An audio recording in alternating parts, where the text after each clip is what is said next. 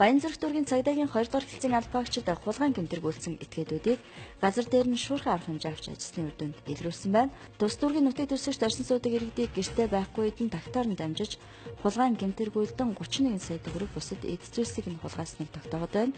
Энэ хэргийг тус хэлтэст үргэлжлүүлэн шалгаж байна.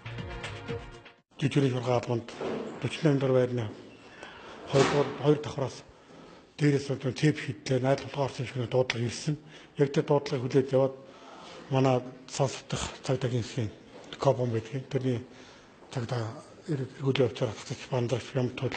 Тэгээ миний бас доороос нь дуудлага аваад 3 дотрог очсон. Тэгээ бид 3 дуудлага аваад айл руугаа явж байхдаа яг годамжинд байшин нь ороогоо дээр байшингийн булангаас 3 юм өргөцсөн маш ташин сууж. Тэрийг маш харалтай хурдан газар дээр л өгөх яваад энэ шалгахтар энэ айл толгоо орсон гэсэн тогтогдсон байна.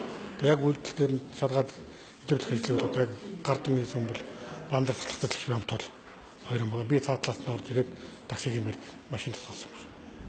6:20 үед гарсан 11 хагасын үед орж ирэхэд гэрт маань хулгай орчихсон байсан.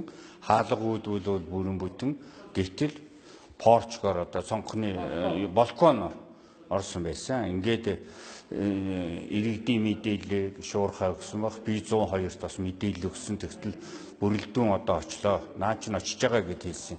Тэгтэл ер нь утасны төрөв тавиагүй байж итэл ороод ирсэн л дээ. Тэгэл игсэн тэгээ хөөсөлдөөд ингээд явсан. Манай нөхдөд ингээд барилаа гэж ингэж хэлсэн.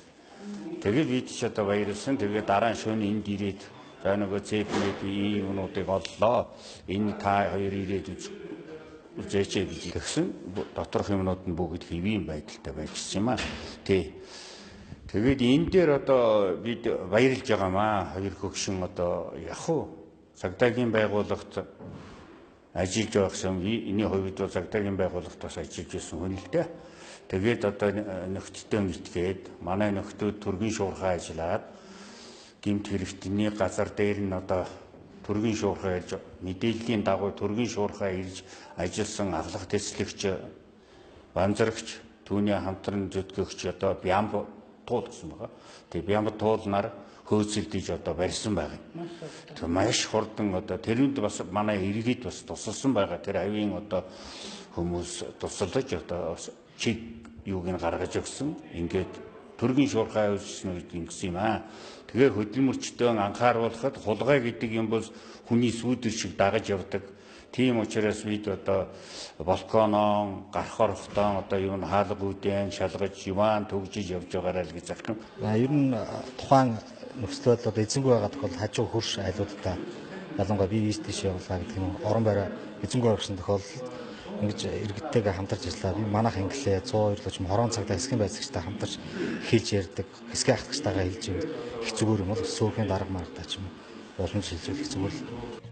Та бүхэн хөршийн холбоогоо сайжруулж с жижигтэй этгээдүүд хулгай дээрэм танхай болон бусад гэмтэргийг үйлдсэн байж болзошгүй үйл явдлыг харсан буюу бусдаас мэдээлэл авсан бол цагдаагийн байгууллагад мэдэгдвэл олон гэмтэргийг илрүүлэх боломжтой юм а. Энэ хэргийг шуурхай илрүүлсэн цагдаагийн албаагч нарт иргэд талархлаа илэрхийлж байна.